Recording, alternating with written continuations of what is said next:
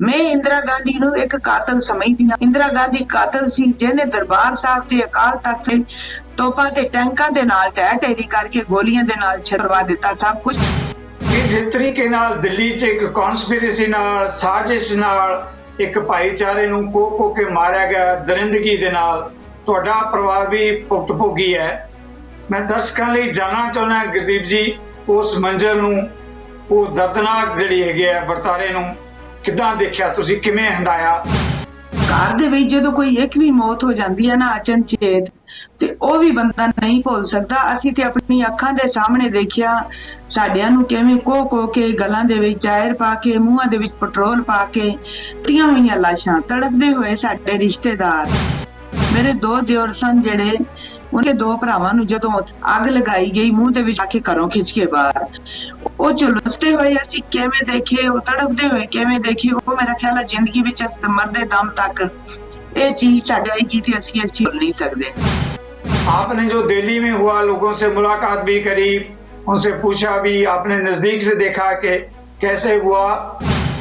कि इतना बड़ा वारदात होने के बाद, इतना बड़ा कत्लेआम होने के बाद दिल्ली में 2 महीने के बाद ही इलेक्शन हुए हैं और उन्होंने पूरे भाषण में कोई एक भी बात, जो लोग मारे गए, जो उस घटना में ऑर्फन्स हुए, जो उनके घर बर्बाद हुए, उनके बारे में एक लफ्ज भी उन्होंने नहीं कहा, क्योंकि वो जानते थे कि लोग बहुत, जो नाराजगी था उसको और बढ़ाना चाहते थे, वो बहुत भड़काऊ भाषण दे रहे थे। नजरिया दी डिबेट जगतार सिंह सिद्धू वालों दर्शकों का स्वागत है। 1984 के कतलेआम के मुद्दे ते बहुत कुछ कहा गया है। समय दियां सरकारां वालों कमीशन बिठाए गए, जांच के दावे किए गए, न्याय इंसाफ दिवाउण दीयां गल्लां कीतियां गईयां। राजसी धिरां ते समय दियां जिहड़ियां सरकारां हैं उन्हां वालों अपने अपने ढंग तरीके नाल इस मुद्दे ते दावे ते वादे तां जरूर कीते गए, पर जिहड़ा सच है, ਜਦੋਂ ਆਪਾਂ 36 ਸਾਲ ਬਾਅਦ ਇਸ ਮੁੱਦੇ ਤੇ ਗੱਲ ਕਰ ਰਹੇ ਹਾਂ ਤਾਂ ਪੀੜਤ ਪਰਿਵਾਰ ਜਿਹੜੇ ਕਤਲੇਆਮ ਦਾ ਸ਼ਿਕਾਰ ਹੋਏ ਅੱਜ ਵੀ ਉਸੇ ਤਰੀਕੇ ਨਾਲ ਇਨਸਾਫ ਦੀ ਇੰਤਜ਼ਾਰ 'ਚ ਹੈ। ਜਿਹੜੇ ਇਨਸਾਫ ਦੀ ਇੰਤਜ਼ਾਰ ਉਹਨਾਂ ਨੂੰ 36 ਸਾਲ ਪਹਿਲਾਂ ਸ਼ੁਰੂ ਹੋਈ ਸੀ। ਇਹ ਵੱਖਰੀ ਗੱਲ ਹੈ ਕਿ ਮੀਡੀਆ ਜਦੋਂ ਇਹਨਾਂ ਪਰਿਵਾਰਾਂ ਕੋਲੇ ਜਾਂਦਾ ਹੈ ਤੇ ਨਾ ਪਰਿਵਾਰਾਂ ਦੇ ਜਿਹੜੇ ਮਰ ਮੁੱਕੇ ਲੋਕ ਹੈ ਉਹਨਾਂ ਦੀਆਂ ਤਸਵੀਰਾਂ ਬਚ ਕੇ ਪਰਿਵਾਰ ਆਪਣੀ ਝੋਲੀ 'ਚ ਪਾ ਕੇ ਤਸਵੀਰਾਂ ਖਿਚਾਉਂਦੇ ਆ। ਉਹਨਾਂ ਦੀਆਂ ਅੱਖਾਂ ਦੇ ਹੰਝੂ ਤਾਂ ਅੱਜ ਵੀ ਸੁੱਕੇ ਨਹੀਂ। ਇਹ ਵੱਖਰੀ ਗੱਲ ਹੈ ਕਿ ਸਾਡੇ ਜਿਹੜੇ ਸਮੇਂ ਦੇ ਹਾਕਮ ਹੈ ਉਹਨਾਂ ਕੋਲੇ ਇੰਨਾ ਵੀ ਸਮਾਂ ਨਹੀਂ ਕਿ ਕਤਲੇਆਮ ਦੇ ਪੀੜਤ ਪਰਿਵਾਰਾਂ ਦੇ ਕਦੇ ਹੰਝੂ ਹੀ ਪੂੰਝ ਸਕਦੇ। न्याय ते इंसाफ की गल बहुत दूर है। इन्हां मुद्दों ते मेरे नाल चर्चा च पैनल ते इस वेले जिहड़े साडे खास विद्वान जुड़ चुके ने, मनोज मिट्टा जी, इनके बारे में मैं हिंदी में आपको बताना चाहूँगा क्योंकि हिंदी ये खुद भी समझते हैं, जानते हैं। सीनियर जर्नलिस्ट हैं, नेशनल लेवल के जो पेपर हैं वहाँ पे सीनियर पोजीशन में काम किया है। इन्होंने गुजरात के ऊपर, 84 के कत्लेआम के ऊपर HS फूलका जी के साथ किताब भी लिखी है और आगे भी इन इश्यूज के ऊपर काम कर रहे हैं HS फूलका जी के साथ। ह्यूमन राइट्स के ऊपर भी इनकी बड़ी कंट्रीब्यूशन है। साडे नाल दूजे मेहमान डॉक्टर तजिंदरपाल सिंह नलबा, ਜਿਹੜੇ कि जिन्होंने बारे मैं पहला भी दस चुके हैं। 1984 के जोड़े कतलेआम है उसका दर्द तो इन्होंने पिंडा से हटाया ही है, पर उन्होंने न्याय लिए, उन्होंने परिवारों के इंसाफ लिए लंबे समय तो इन्हों का भी एक योगदान है। साडे नाल तीजे मेहमान भैन जी गुरदीप कौर, इन्हों का परिवार भी दिल्ली दे विच कतलेआम का भुगत भोगी है। अज भी ये इन्हां पीड़ित परिवारां ਲਈ ਮੋਹਰੀ ਹੋ ਕੇ ਸੇਵਾ ਨਿਭਾ ਰਹੇ ਆ। ਤਿੰਨੇ ਮਹਿਮਾਨਾਂ ਨੂੰ ਮੈਂ ਚੈਨਲ ਤੇ ਆਉਣ ਲਈ वेलकम करता है, जी हाँ आखदा है। मनोज मिट्टा जी, पहला सवाल मैं आपसे लेने जा रहा हूं। जरूर। आपका इस फील्ड में बहुत काम है, जैसे मैंने पहले कहा, एच.एस. फुल्का जी के साथ आपने किताब भी लिखी है। आपने जो दिल्ली में हुआ, लोगों से मुलाकात भी करी, उनसे पूछा भी, आपने नजदीक से देखा कि कैसे हुआ और समय के जो हाकिम हैं वो किस तरीके से सारे इश्यूज को इग्नोर करते रहे। मैं जानना चाहता हूं मिट्टा जी, आप इस सारे इश्यू को कैसे देखते हो? जरूर जी मिट्टा जी। नमस्कार। बहुत धन्यवाद नमस्कार मुझे मिट्टा यहाँ इस प्रोग्राम में इनवाइट करने के लिए। तो मैं पहली बात ये कहना चाहता हूँ, आफ्टर 36 ईयर्स, 36 साल के बाद, कि इस जो कत्लेआम हुआ था दिल्ली में, वो पॉलिटिक्स से बहुत क्लोजली जुड़ा हुआ था। इसीलिए 2 महीने के बाद ही इलेक्शन हुए थे। कई लोगों को ये याद भी नहीं होगा, खासकर युवा पीढ़ी जो है वो सोच भी नहीं सकते मेरे ख्याल से कि इतना बड़ा वारदात होने के बाद, इतना बड़ा कत्लेआम होने के बाद दिल्ली में 2 महीने के बाद ही इलेक्शन हुए हैं। और इस घटना के एक 2 हफ्तों के बाद दिल्ली में जो इंडिया गेट के पास बोट क्लब कहा जाता है, उस इलाके में जो राजीव गांधी जो प्रधानमंत्री उसी समय बने थे, वो अपना पहला पब्लिक मीटिंग एड्रेस कर रहे थे। और उसमें उन्होंने ये बात कही है कि जब कोई बड़ी पेड़ गिरती है तो जाहिर है कि जमीन हिलता है, और इसीलिए इस तरह का जो घटना हुआ, तो वो अपनी तरफ से इस तरह का वो रैशनलाइज कर रहे थे। और उन्होंने पूरे भाषण में कोई एक भी बात, जो लोग मारे गए, जो उस घटना में ऑर्फन्स हुए, जो उनके घर बर्बाद हुए, उनके बारे में एक लफ्ज भी उन्होंने नहीं कहा, क्योंकि वो जानते थे कि लोग बहुत जो नाराजगी था उसको और बढ़ाना चाहते थे। वो बहुत भड़काऊ भाषण दे रहे थे, और अपना जो इलेक्शन प्रचार था वो उसी स्पीच से उन्होंने शुरू किया था। वो नवंबर 1984, वो इंदिरा गांधी का बर्थ एनिवर्सरी था।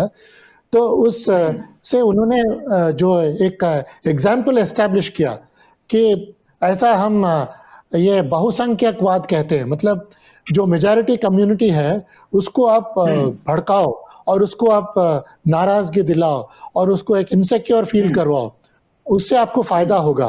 तो वो बाद में बीजेपी ने इसी मॉडल को अपनाया है। गुजरात में भी उन्होंने जब 2002 में ऐसे ही दंगे फसाद हुए थे, थोड़े ही महीनों में उन्होंने भी इलेक्शन करवाया, थोड़ा एडवांस करके डेट को, और उनको भी फायदा मिला।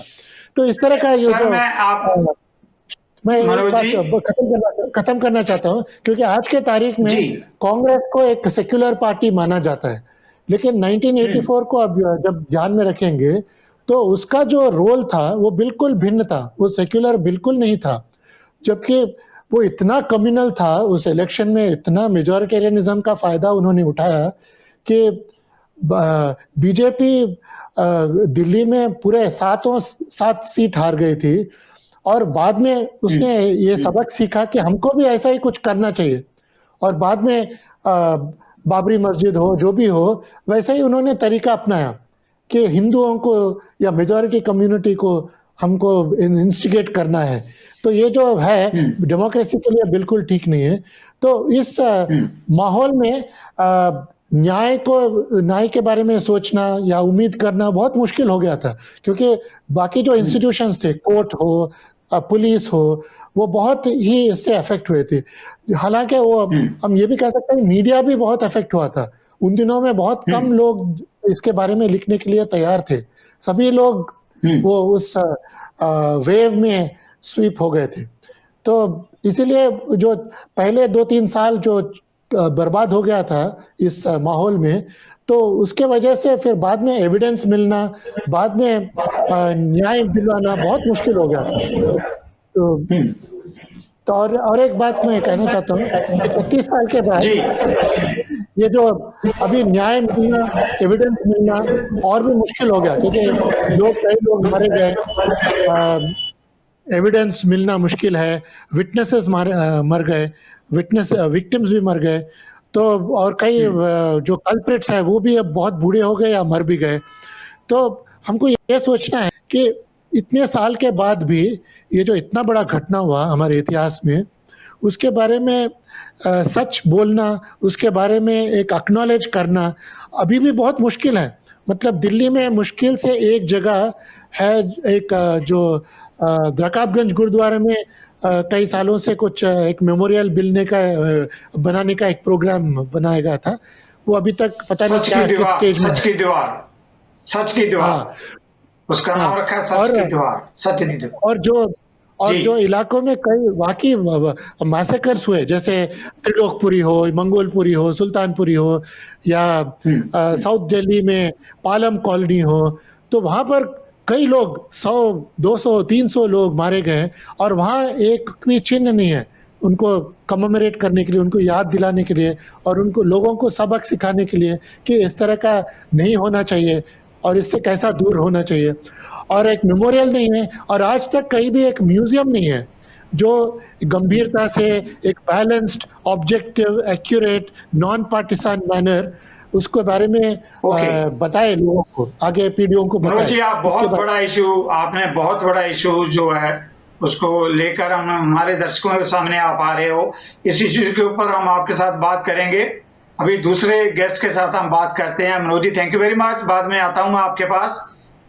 गुरदीप जी, जिस मुद्दे ते गल की है मनोज जी ने कि जिस तरीके नाल दिल्ली च एक कॉन्स्पिरेसी नाल, साजिश नाल एक भाईचारे नूं को के मारिया गया, दरिंदगी दे नाल तुहाडा परिवार भी भुगत भोगी है।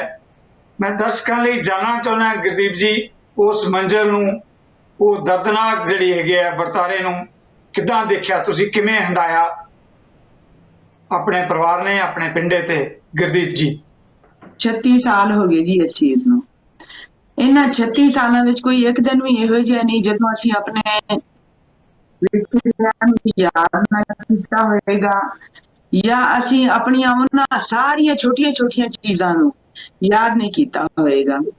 ਘਰ ਦੇ ਵਿੱਚ ਜਦੋਂ ਕੋਈ ਇੱਕ ਵੀ ਮੌਤ ਹੋ ਜਾਂਦੀ ਹੈ ਨਾ ਅਚਨਚੇਤ, ਤੇ ਉਹ ਵੀ ਬੰਦਾ ਨਹੀਂ ਭੁੱਲ ਸਕਦਾ। ਅਸੀਂ ਤੇ ਆਪਣੀ ਅੱਖਾਂ ਦੇ ਸਾਹਮਣੇ ਦੇਖਿਆ ਸਾਡਿਆਂ ਨੂੰ ਕਿਵੇਂ ਕੋ ਕੇ ਗਲਾਂ ਦੇ ਵਿੱਚ ਟਾਇਰ ਪਾ ਕੇ, ਮੂੰਹਾਂ ਦੇ ਵਿੱਚ ਪੈਟਰੋਲ ਪਾ ਕੇ ਟੀਆਂ ਹੋਈਆਂ ਲਾਸ਼ਾਂ, ਤੜਫਦੇ ਹੋਏ ਸਾਡੇ ਰਿਸ਼ਤੇਦਾਰ।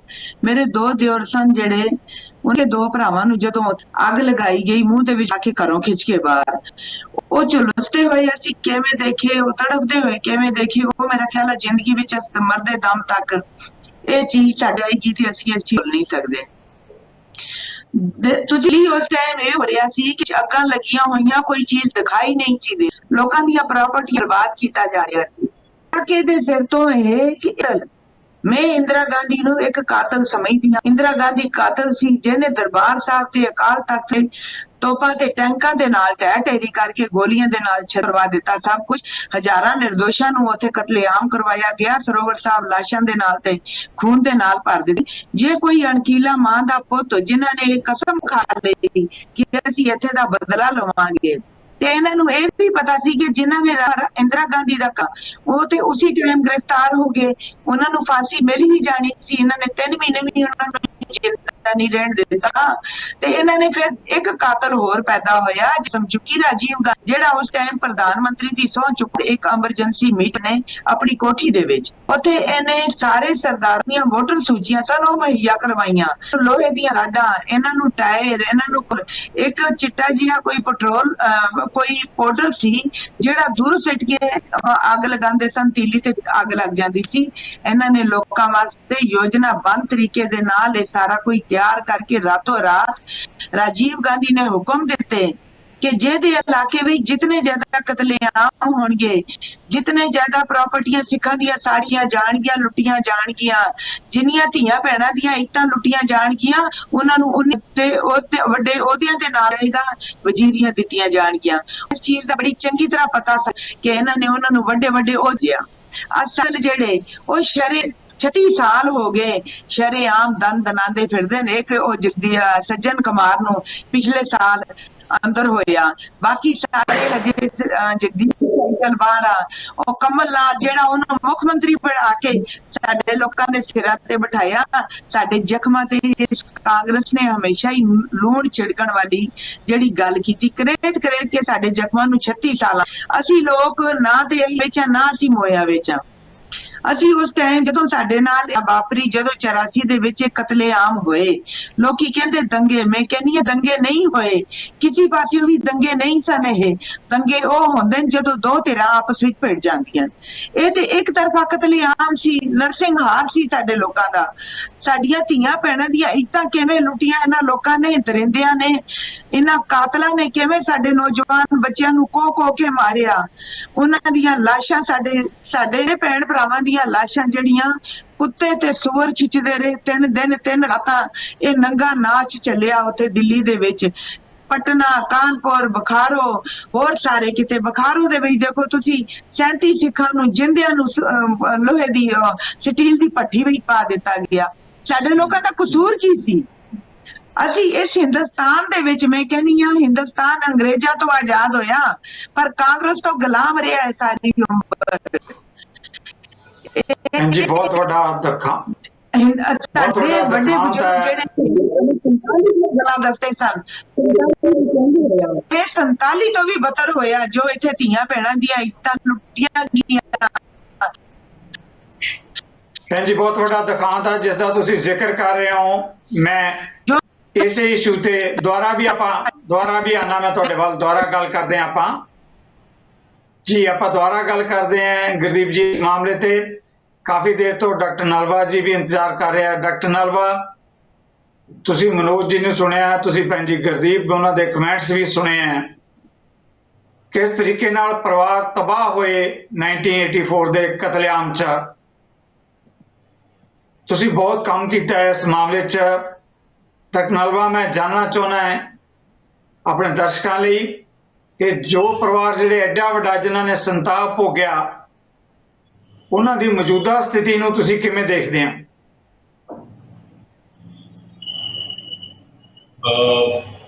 मनोज मिड्डा जी, जो आप बता रहे थे, मैं हिंदी में थोड़ी देर जगतार जी गल करांगा क्योंकि मोस्ट वेलकम। दिल्ली का रहने वाला हूं और हिंदुस्तान की नब्ज को समझता हूं। आज इस मौके पर सबसे पहले मैं उन सब भाइयों का शुक्रिया करना चाहता हूं जो उस वक्त की आग में शामिल नहीं हुए। और ख़ास तौर पे अगर मैं बात करूं चितरंजन पार्क की और बाकी इलाकों की, जहाँ पर ह्यूमन चेन बन के नॉन सिख भाइयों ने अपने सिख भाइयों को बचाया, उनके परिवारों की रक्षा की। आज उनका शुक्रिया करना भी बनता है हमारा आपके माध्यम से, क्योंकि हम उनको नहीं भूलना चाहते जो हमारे साथ खड़े हुए। और पूरी कौम को एक लेवल में डाल देना भी एक बेवकूफ़ी होगी और पॉलिटिशियंस की चाल में फंसने की एक गलती होगी। जो चाहते हैं कि ये देश हमेशा धर्म के नाम पे, जाति के नाम पे बटा रहे, तभी वो लोग सत्ता में रहेंगे। तो आज के दिन जहाँ पर हम जो शहीद हुए हैं, अपने ही देश में अपने ही लोगों द्वारा मारे गए और अपने ही देश का अपना ही कानून अपनों को सजा या अपना को न्याय नहीं दिला पाया, वहीं पर आज हम उन अपनों को जिन्होंने हमारी रक्षा की, उनका बहुत बहुत बहुत धन्यवाद। अब बात आती है कि हम हर बारी ये बात करते हैं 36 साल हो गए, 35 साल हो गए। एक एग्जाम्पल देना चाहूंगा कि जब आप चावल पके हैं कि नहीं, उसको जब आप चेक करते हैं तो आप पूरा पतीला खाकर नहीं चेक करते, आप उसके 2 दाने निकालते हैं, उसको हाथ पे मसलते हैं और पता लग जाता है कि चावल पक गया। जी तो हमें 36 दाने खाकर नहीं समझ आने की इस देश का कानून, जैसे मनोज भाई कह रहे थे, पॉलिटिसाइज, पॉलिटिकली डेफिनेशन में ग्रस्त है। इनको एक टेक्निक आ गई है, चाहे वो कांग्रेस है चाहे वो बीजेपी है, कि माइनॉरिटीज को मारो, टारगेट करो, कैंपेन चलाओ और सत्ता में आओ।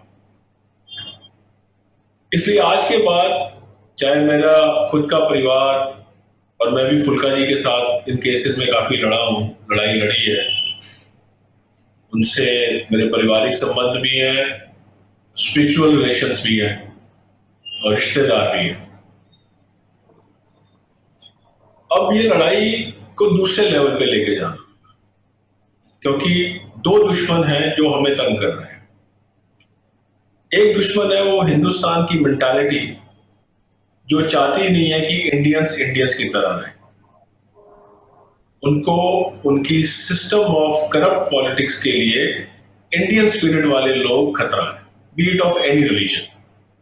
उनको कोई फर्क नहीं पड़ता आप हिंदू है, सिख है, मुसलमान है, क्रिश्चियन है, जैन है, दलित है। वो सिर्फ आपको बांट के इसलिए राजनीति करना चाहते हैं ताकि दंगों की राजनीति पे सत्ता पे आना सबसे आसान। The easiest way to come to power is to kill people under the name of religion and riots or genocide. दूसरा, कभी भी कोई कम्युनिटी अपने आप को अगर जिंदा करना चाहती है तो उसको अपने सो कॉल्ड धार्मिक लीडर जो बिके हुए होते हैं 99.9%, जैसे मौजूदा हालात में हमारी सिखों की श्रोमणी गुरुद्वारा प्रबंधक कमेटी अमृतसर और दिल्ली सिख गुरुद्वारा प्रबंधक कमेटी दिल्ली में, या पटना साहिब में, या और गुरुद्वारा साहिब में, ये सब बिके हुए लोग हैं। इन लोगों के अपने जाति मावाद, जाति बेनिफिट्स के लिए ये अपनी कौम को 84 के नाम पे बेचते हैं। They are the biggest traitors within the community. अगर आपने वाकई अपनी कम्युनिटी को जिंदा करना है, सर एक मिनट होगा, अगर आपने वाकई ही इस 84 की सिस्टम से निकलना है, परेशानी से निकलना है, अपने विक्टिम्स को स्टेबलाइज करना है, तो इन भेड़ियों और दो मुख लोगों से दूर होइए, गुरुद्वारे आजाद कराइए, विक्टिम्स को बेचना बंद करिए, उनको सेल्फ सफिशिएंट बनाइए। यही सबसे बड़ा रिहैबिलिटेशन और मरहम होगा मेरी राय में। जी Jagtar ji, thank you. Doctor Nalwa, thank you very much. ਹੁਣ ਸਮਾਂ ਇੱਕ ਛੋਟੀ ਜਿਹੀ ਬ੍ਰੇਕ ਦਾ। ਬ੍ਰੇਕ ਤੋਂ ਬਾਅਦ ਆਪਾਂ ਇਹਨਾਂ ਹੀ ਮੁੱਦਿਆਂ ਤੇ ਆ ਰਹੇ ਹਾਂ ਵਾਪਸ। ਸਾਡੇ ਨਾਲ ਜਿੱਥੇ ਦਿੱਲੀ ਦੇ ਦੋ ਸੀਨੀਅਰ ਕਦਾਵਰ ਮਹਿਮਾਨ, ਜਿਨ੍ਹਾਂ ਨੇ ਸਾਰੇ ਮੰਜ਼ਰ ਨੂੰ, ਕਤਲੇਆਮ ਨੂੰ ਨਜ਼ਦੀਕ ਤੋਂ ਦੇਖਿਆ ਵੀ ਹੈ, ਸਮਝਣ ਦੀ ਕੋਸ਼ਿਸ਼ ਵੀ ਕੀਤੀ ਹੈ ਕਿ ਕਿਉਂ ਵਾਪਰਿਆ ਇਹ ਭਾਣਾ। ਤੀਜੇ ਮਹਿਮਾਨ ਜਿਨ੍ਹਾਂ ਦੇ ਪਰਿਵਾਰ ਵੀ ਭੁਗਤ ਭੋਗੀ ਹੈ। ब्रेक तो बाद इन्हीं मुद्दों ते अपने मेहमानों नाल करांगे गल। नजरिया दी डिबेट दर्शकों का स्वागत है। मनोज जी, जिस इशू के ऊपर आप पहले बात कर रहे थे, एक बहुत बड़ा क्वेश्चन ये भी पैदा होता है 1984 के कत्लेआम की जब हम बात करते हैं। जो देश के राष्ट्रपति थे, प्रेसिडेंट तो प्रेसिडेंट ही होता है, सारे कंट्री का होता है, फिर भी कहा जाता है कि वो सिख थे। इस बात का खूब प्रचार भी किया गया कि एक सिख को इस कंट्री का प्रेसिडेंट बनाया गया। बदकिस्मती कहिए या इतफाक की बात कहिए कि ज्ञानी जैल सिंह उस टाइम पे प्रेसिडेंट थे। प्रशासन की कार्रवाई की, उसमें सिविल और पुलिस सभी आ जाते हैं। कत्लेआम शरेआम हुआ 3 दिन, प्रेसिडेंट से लेकर नीचे तक सभी मूक दर्शक बने रहे। मनोज जी, क्या लगता है कि एक कम्युनिटी की किलिंग के लिए, कत्लेआम के लिए, ये बहुत एक गहरी साजिश थी जो कुछ हुआ? जी सर। हाँ, आपने बहुत अच्छा प्रश्न पूछा है प्रेसिडेंट के बारे में। हम हमारे किताब में जो मैंने पुलका साहब के साथ लिखा था, मैंने ट्री शुक दिल्ली जी, उसमें हमने पहले ही भाग में यही घटना के बारे में लिखा था, क्योंकि वो बहुत ही इम्पोर्टेंट था। जिस दिन इंदिरा गांधी का कत्ल हुआ था, उस समय वो इंडिया में नहीं थे, वो एक फॉरेन टूर में थे। तो जब वो वापस आए शाम तक, तो जब वो सीधा एयरपोर्ट से ऑल इंडिया इंस्टीट्यूट जा रहे थे, जिधर इंदिरा गांधी का लाश था, तो रास्ते में उनको अटैक किया गया था। और बिल्कुल जब वो एम्स के पास आ रहे थे, और भी वो इंटेंसिफाई हुआ था अटैक।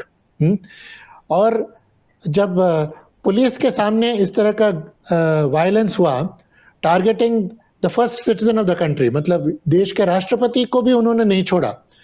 तो उस घटना से एक मैसेज गया लोगों को कि जब प्रेसिडेंट खुद सेफ नहीं है, तो आप सभी सिखों को मारने के लिए आपको पूरा छूट है।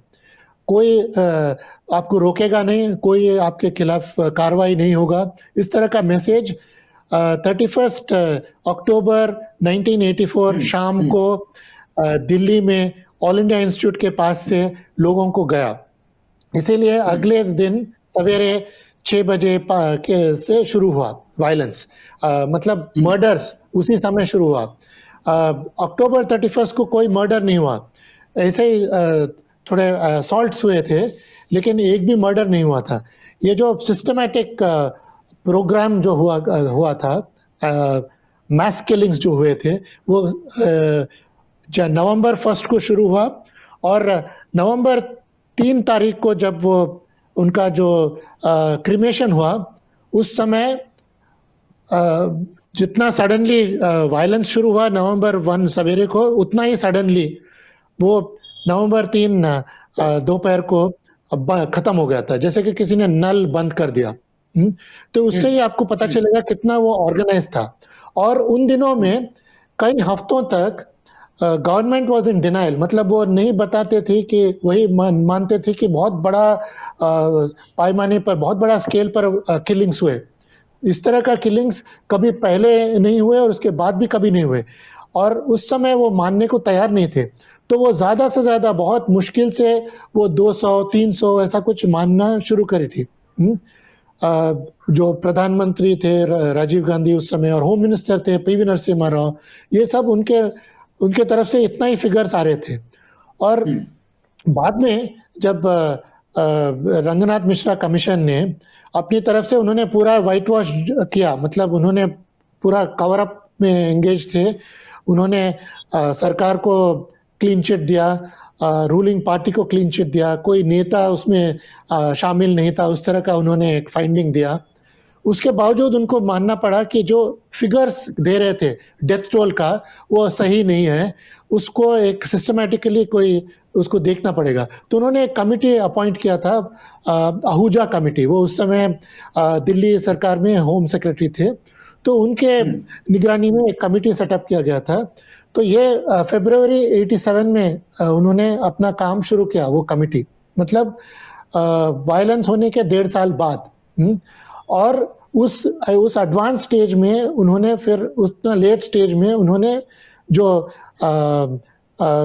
एन्यूमरेशन ऑफ डेथ्स शुरू किया। फिर 88 टुवर्ड्स द एंड ऑफ 1988, मतलब 4 साल के बाद ये जो डेथ टोल पता चला, वो था 2733।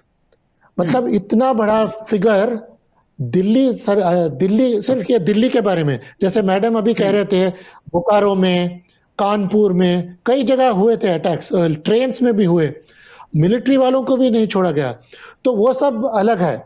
सिर्फ दिल्ली के बात अगर आप करें, ये 3-4 दिन जो वायलेंस हुआ, उसमें एक ही शहर में, वो भी देश की राजधानी में, 2733 लोग मारे गए। और ये एडमिशन उन्होंने 4 साल के बाद उन्होंने दिया। मतलब उससे आपको पता चलता है कि उन दिनों में कैसा सिस्टम्स थे, कैसा माहौल था, किस तरह का ब्रेजननेस था सरकार के तरफ से, और कैसे लोग बहुत डरे हुए थे। उनको बोलने के लिए बहुत कम लोग तैयार थे उस समय। तो ये एक बहुत बड़ा कारण है कि इतने साल के बाद भी इतना कम जस्टिस मिला, और इम्प्यूनिटी जो कहते हैं, इतना बहुत था। पुलिस का खिलाफ भी बहुत तरह तरह के इल्ज़ाम थे, क्योंकि पुलिस का कॉम्प्लिसिटी के बगैर इस तरह का वायलेंस नहीं हो सकता था। लेकिन आज तक किसी पुलिस के खिलाफ कोई एक्शन नहीं लिया गया, कोई प्रोसिक्यूशन नहीं, कुछ नहीं। हालांकि उल्टा उन्होंने 85 में, मतलब थोड़े महीनों के बाद, उन्होंने एक पुलिस वाले को, अमोद कंठ, वो एक आईपीएस ऑफिसर है, उनको उन्होंने एक प्रेसिडेंट गोल्ड मेडल दिया है, गैलेंट्री मेडल दिया है इसी 84 के संदर्भ में। और किस लिए दिया? ये इसलिए नहीं कि उन्होंने किसी सिख को बचाया या किसी राइटर को रोका या अरेस्ट किया या मारा, नहीं। वो इसीलिए दिया गया क्योंकि ये 3-4 दिन का वायलेंस के बाद पहाड़गंज में एक परिवार को जब अटैक किया जा रहा था, किसी घर में अटैक किया जा रहा था, एक मॉब, दंगे फसाद खत्म होने के बाद भी थोड़े ऐसे ही चुटपुट घटना हो रहे थे, तो पहाड़गंज में ऐसा एक घटना हुआ था।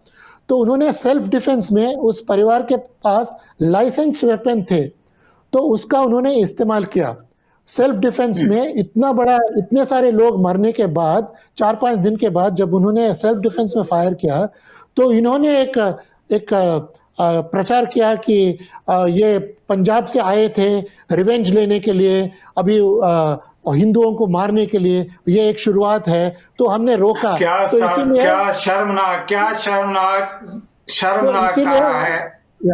तो इसीलिए उनको एक प्रेसिडेंट गोल्ड मेडल दिया गया था, ये रोकने के लिए। मतलब बाद में जब उस फैमिली ने कोर्ट गए थे और एक इसके बारे में एक लंबा चौड़ा लिटिगेशन हुआ था, बाद में सब फैक्ट्स बाहर निकले, फिर और ये पूरे फैमिली मेंबर्स को उन्होंने भरी कर दिया कोर्ट ने। और बाद में फैमिली ने ये भी कोशिश किया कि अमोद कंठ को जो मेडल मिला वो असले, क्योंकि ये एक ह्यूमन राइट्स के लिए धक्का है, ये कम्युनिटी के लिए एक बहुत बड़ा धक्का है कि इस तरह का एक रिवॉर्ड दिया गया था। तो आप इससे अंदाजा लगा सकते हैं कि उन दिनों में कैसा गवर्नमेंट, एक कांग्रेस गवर्नमेंट, मैं इसलिए बार बार इसको दोहरा रहा हूं क्योंकि आज के तारीख में हम कांग्रेस को बाय डिफॉल्ट मानते हैं कि ये एक सेक्युलरिज्म का एक प्रतीक है, लेकिन कांग्रेस का इस तरह का बर्ताव रहा उन दिनों में, इसीलिए आज हम बीजेपी जैसा एक मॉन्स्टर को डील कर रहे हैं। मतलब ये उनको एक बहुत बड़ा एनकरेजमेंट मिला, और ये ऐसे कम्युनल पॉलिटिक्स खेलने में तो बीजेपी कांग्रेस से भी माहिर है। तो ये इसका हम आज देश, I mean we are all facing the consequences of that. So that is why it's very important for us to go into all these facts very systematically in an objective manner, record them and understand what happened, and sort of make people aware of it. Sir, जो आपने comments किए हैं उसके बाद कहने के लिए मेरे पास बचा ही कुछ नहीं है, फिर भी मैं अपने दर्शकों के लिए आपके साथ जो है क्वेश्चन जरूर लेना चाहता हूं।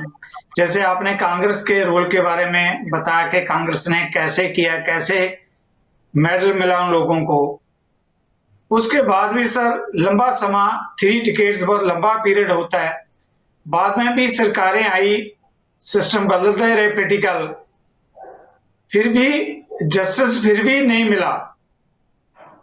जो परिवार पीड़ित हैं, जो कत्लेआम का शिकार हुए, क्या वजह है कि बाद की सरकारें भी उसी सिस्टम को फॉलो करती रही जो कांग्रेस छोड़ के गई थी? इससे आप अंदाजा लगा सकते हैं कि ये जो ब्यूरोक्रेसी, पुलिस और पॉलिटिकल एस्टैब्लिशमेंट का जो नेक्सस होता है वो बहुत मुश्किल है उसको तोड़ना। देयर वर टाइम्स जब जुडिशरी में एक जज थे, उन्होंने कोशिश किया, HKL भगत उन दिनों में कांग्रेस के सर्वश्रेष्ठ नेता थे दिल्ली में, तो उनको अरेस्ट किया गया था, और किस तरह का नाटक हुआ था। जब सज्जन कुमार को भी जब पहली बार अरेस्ट हुआ था, अरेस्ट होने के लिए सीबीआई टीम उनके घर गई थी, तो उल्टा उन्हीं को उनके फॉलोअर्स ने घेर के डिटेन किया, और बाद में हाई कोर्ट में एक लॉयर, कांग्रेस के वकील थे, वो जाके उन्होंने एंटिसिपेटरी बेल सज्जन कुमार को लिए दिलवाया। तो इस तरह का नाटक हुआ, और उस समय तक कांग्रेस पावर में नहीं थे, उसके बावजूद ऐसा चल रहा था। बाद में जब वाजपेयी जी प्रधानमंत्री बने, ये बहुत साल के बाद की बात कर रहा हूँ। 2000 में उन्होंने एक देश में कभी ऐसा हुआ नहीं था कि जब सुप्रीम कोर्ट के जज, सिटिंग जज, उन्होंने एक कमीशन ऑफ इंक्वायरी को चेयर करके एक फाइंडिंग दिया, जो रंगनाथ मिश्रा थे, उन्होंने उनका वो रिपोर्ट इतना डिस्क्रेडिटेड था, एक बहुत ही कोई मानने को तैयार नहीं था। तो इसलिए, और फूलका जैसे लोग जब उन्होंने कैंपेन किया तो 2000 में उन्होंने एक नया कमीशन ऑफ इंक्वायरी बिठाया, एक अगेन एक फॉर्मर सुप्रीम कोर्ट जज नानावती से के चेयरमैनशिप में। तो उन्होंने फिर 2-3 साल उन्होंने एक इंक्वायरी किया, और तो उसमें पहली बार ये एक्नॉलेजमेंट किया गया था कि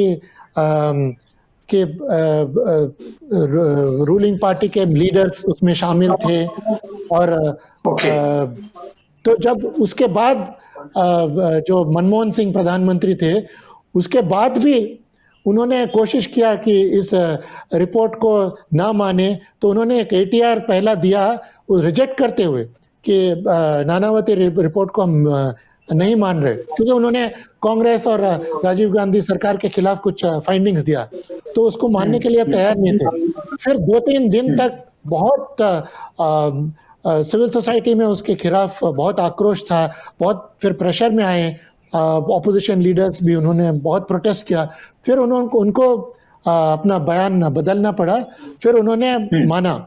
मनमोहन सिंह उस समय उस दबाव में आके उन्होंने तब माना, और तब पहली बार एक प्रधानमंत्री ने एक अपॉलॉजी किया देश के सरकार के तरफ से कि इस तरह का जो घटना हुआ वो बिल्कुल गलत है और हम शर्मिंदा है, ये नहीं होना चाहिए था। तो ये हुआ 2005, मतलब पूरे 21 साल के बाद भारत सरकार ने इस तरह का जो घटना हुआ उसको ऑफिशियली पार्लियामेंट में एक्नॉलेज किया और अपोलोजाइज किया। You know, this is an indication of how much cover up there was. बिल्कुल आपने सही बोला मनोज जी। डॉक्टर नलवा, ਤੁਸੀਂ मनोज जी ਦੇ ਕਮੈਂਟ ਸੁਣੇ ਹੈਗੇ ਹੈ। ਜਿੱਥੋਂ ਤੱਕ ਜੱਸੇ ਦਾ ਸਵਾਲ ਹੈ, ਉਹਨਾਂ ਦੱਸਿਆ ਕਿ ਕਿਸ ਤਰੀਕੇ ਨਾਲ ਜਿਹੜੀਆਂ ਸਮੇਂ ਦੀਆਂ ਸਰਕਾਰਾਂ ਸੀਗੀਆਂ ਉਹ ਖੇਲਦੀਆਂ ਰਹੀਆਂ ਸਬੂਤਾਂ ਦੇ ਨਾਲ। ਸਿਸਟਮ ਕਿਸ ਤਰੀਕੇ ਨਾਲ ਜਿਹੜਾ ਹੈਗਾ, ਜਦੋਂ ਕਾਤਲਾਂ ਨਾਲ ਹੀ ਮਿਲ ਜੇ ਤਾਂ ਨਿਆਂ ਦੀ ਜਸਟਿਸ ਦੀ ਆਸ ਕਿੱਥੋਂ ਰੱਖੀ ਜਾ ਸਕਦੀ ਹੈ। ਪਰ ਜਿਹੜੇ ਪਰਿਵਾਰ ਉਸ ਦੌਰ 'ਚ ਗੁਜ਼ਰੇ, ਜਿਨ੍ਹਾਂ ਦੇ ਆਪਣੇ ਮਾਰੇ ਗਏ, ਬਹੁਤ ਕੁਝ ਗਵਾਇਆ ਉਹਨਾਂ ਨੇ, ਆਦਮੀ ਗਵਾਏ, ਜਾਇਦਾਦਾਂ ਗਵਾਈਆਂ, ਸਭ ਤੋਂ ਵੱਡੀ ਗੱਲ ਇੱਕ ਵਿਸ਼ਵਾਸ ਗਵਾਇਆ ਜੋ ਇਸ ਮੁਲਕ ਦੇ ਅੰਦਰ ਉਹਨਾਂ ਨੇ ਪੈਦਾ ਕਰਕੇ ਬਹੁਤ ਸਾਰੇ ਲੋਕ ਉਸ ਜਿਹੜੇ ਪਾਕਿਸਤਾਨ ਤੋਂ ਉੱਜੜ ਕੇ ਆਪਣੇ ਮੁਲਕ 'ਚ ਆਪਣਾ ਮੁਲਕ ਸਮਝ ਕੇ ਆਏ ਸੀ। ਉਹਨਾਂ ਪਰਿਵਾਰਾਂ ਦੀ ਸਥਿਤੀ ਜਿਹੜੀ ਹੈਗੀ ਹੈ ਡਾਕਟਰ ਨਲਵਾ, ਕਿ ਉਹ ਪਰਿਵਾਰ ਜਿਹੜਾ ਹੈ ਉਦੋਂ ਬਾਅਦ ਥੋੜਾ ਬਹੁਤਾ ਆਪਣੇ ਪੈਰਾਂ ਤੇ ਖੜੇ ਹੋ ਪਏ ਜਾਂ ਅੱਜ ਵੀ ਉਸੇ ਤਰੀਕੇ ਨਾਲ ਜਦੋਜਹਿਦ ਦੇ ਦੌਰ 'ਚ ਦੀ ਗੁਜ਼ਰ ਰਹੇ ਹੈ? ਜੀ ਡਾਕਟਰ ਨਲਵਾ। ਪਹਿਲੇ ਤੇ ਜਿਹੜੀ मनोज जी ने गल्लां कीतियां ने बड़ियां ना बहुत सच्चाई है उसमें। उन्होंने बहुत डीप फैक्ट्स बताए हैं, चाहे वो अमोद कांड का नाम लिया हो या उस वक्त के वेद मारवा जो कमिश्नर थे, उनको जब वो रिपोर्ट देने लगे तो उनको वहां से हटा दिया गया हो, या जगन्नाथ जस्टिस मिश्रा को मिश्रा कमीशन के बाद कांग्रेस को एडमोनिश करके बता दिया हो, इस वजह से राज्यसभा मिली हो। ये अब एक्चुअली ना मेरे को सिद्धू साहब अब ना हंसी आती है। एक्चुअली मेरे को ना इन डिबेट्स में भी अब ना मजा आता है, हंसी आती है। मतलब मेरे को सिंपैथी तो वैसे भी नहीं चाहिए। सिख कौम कभी भी किसी की जस्टिस की मोहताज नहीं है। एक मुल्क मेरा भी उतना है जितना किसी राहुल गांधी या किसी नरेंद्र मोदी का होगा, बल्कि उनसे उनका सेक्रीफाइस इस देश में कोई नहीं है। अपने आप को प्रधानमंत्री बनाना कोई देश के लिए सेक्रीफाइस नहीं है। प्रॉब्लम यह है कि मनोज जी जैसे या मेरे जैसे देश को प्यार करने वाले, भारत को प्यार करने वाले, डिस्पाइट जो 1984 में हुआ, हार्डली 5 से 10% है। बाकी 94% लोग बेचारे बहुत नेव हैं, उनको पता ही नहीं इस देश में हो क्या रहा है। वो जो 1% गुंडा और माफिया है ना, जो political bureaucracy, judiciary, land mafia, drug mafia, ये 1% इस देश पे काबिज है। और इस देश का अनरेस्ट हमेशा उसको सूट करता है रूल करने के लिए। ये सिर्फ 1984 की बात नहीं रह गई अब, या 2002 की बात नहीं रह गई, या सहारनपुर, मलियाना राइट्स, मुरादाबाद राइट्स, अभी सीलमपुर राइट्स, अब ये ट्रेंड बन गया। जिसकी लाठी उसी की भैंस। अंग्रेजों की पॉलिसी थी डिवाइड एंड रूल, इनकी पॉलिसी है divide, destroy and then rule. तो ये बहुत क्लियर है। आप और हम क्लियर नहीं है, ये क्लियर है कि इनको मारते रहो और जो आवाज उठाए उसको मार दो। Coming back to the justice to be provided और justice to be delivered on what. शुरुआत में मनोज जी ने कहा था कि जो विटनेसेस 50 साल पहले, अब जो 50 की थी वो 85 की, 86 की होगी, उनमें से 80% जो आई विटनेसेस थी वो मर चुकी है। अब जब 85% विटनेसेस मर जाएंगी, तकरीबन 90% राइट करने वाले मर जाएंगे, तो हो सकता है मोदी सरकार पंजाब चुनाव से पहले किसी एक कमलनाथ को फिर अरेस्ट करा दे। एक चीज जो मैं दोबारा रिपीट कर रहा हूं, और मनोज जी मैं आपका भी इस पे कमेंट चाहूंगा। पंजाब के अंदर जैसे फार्मर मूवमेंट शुरू हुआ, ठीक इसी तरह 1979-80 में फेडरल मूवमेंट यानी कि more powers to federation of India देने की बात अनंतपुर साहिब रेजोल्यूशन में आई थी, जो उस वक्त की हाकम सरकार सेंट्रल कांग्रेस को सूट नहीं करती थी, क्योंकि फेडरल गवर्नमेंट को पावर देने का मतलब है इंदिरा गांधी जैसे लोगों की पावर करना। जी डॉक्टर नलवा, अपन कमेंट्स संक्षेप च रखने पैने हैं समय के लिहाज नाल, प्लीज। और उस वक्त सिखों को सेपरेटिस्ट बना दिया और भारत की सरकार राजीव गांधी प्रधानमंत्री बन के आ गए, और आज फिर उसी फार्मर मूवमेंट को, चाहे वो हरियाणा में है, पंजाब में है, उसको सेपरेटिस्ट मूवमेंट दिखा के नॉर्थ इंडिया में, साउथ इंडिया में, या स्पेशली सरदारों को सेपरेटिस्ट दिखा के फिर वो चाल चली जाएगी, ताकि दोबारा सत्ता में आने के लिए प्रेजेंट गवर्नमेंट के पास एजेंडा नहीं है। जी डॉक्टर नलवा, मैं अपन मनोज जी के कमेंट्स लेने हैं। राइट्स दोबारा होंगे और हर साल कराए जाएंगे। ओके, थोड़ा व्यू पॉइंट आ गया नलवा जी। मनोज जी, जो डॉक्टर नलवा ने कहा आपने उनके कमेंट्स भी सुने होंगे, मगर समय के लिहाज से समा भी कम है। मैं आपके कमेंट्स इसके ऊपर जरूर लेना चाहूंगा कि जो कुछ इस कंट्री में हो रहा है, 84 के कत्लेआम की बात करते हैं डॉक्टर नलवा, अभी भी खदशा जाहिर कर रहे हैं कि कभी कुछ भी हो सकता है। क्या लगता है कि ऐसी सिचुएशन में जो माइनॉरिटीज हैं इस कंट्री की, उनके अंदर एक बेगानगी का एहसास बढ़ता जा रहा है कि भी हमारा मुल्क है, हमारे मुल्क में हमारे साथ ही ऐसा क्यों? मनोज जी, लास्ट कमेंट्स हैं आपके। Thank you. नहीं, जो नलवा जी कह रहे थे वो उसमें बहुत सच्चाई है, और ये 79-80 की बात नहीं है। कांग्रेस का नाराजगी का कारण एक्चुअली इमरजेंसी के दौरान भी जो रेजिस्टेंस सिखों ने दिखाया, खासकर पंजाब में, उससे भी वो बहुत नाराज थे। उन दिनों में बहुत इमरजेंसी के रिप्रेसिव मेजर्स हर जगह वो उन्होंने जो किया है। पंजाब में उनको जो पुशबैक मिला वो और कहीं नहीं था। तो उसमें अकालियों का भी रोल अच्छा रहा कि उन्होंने वो बहुत ही अरेस्ट वो कोट कर रहे थे अमृतसर में, यहाँ वहाँ, तो वो एक सिंबल ऑफ रेजिस्टेंस बन गया था। तो वो उस समय से वो इसीलिए वो कहा जाता है कि हाउ सिस्टमेटिकली ये भिंदरनवाले को बिल्डअप किया गया, फिर एक उस पूरे कम्युनिटी को एक इंसर्जेंसी में फिर एम्ब्रॉयल किया गया, एक सेपरेटिस्ट का टैग दिया गया। और 84 इलेक्शन में उन दिनों में that was the first election, मैं इसीलिए बार बार उसको एम्फसाइज करता हूँ कि उस इलेक्शन में एक कम्युनिटी को कैसा डिस्क्रेडिट करना है।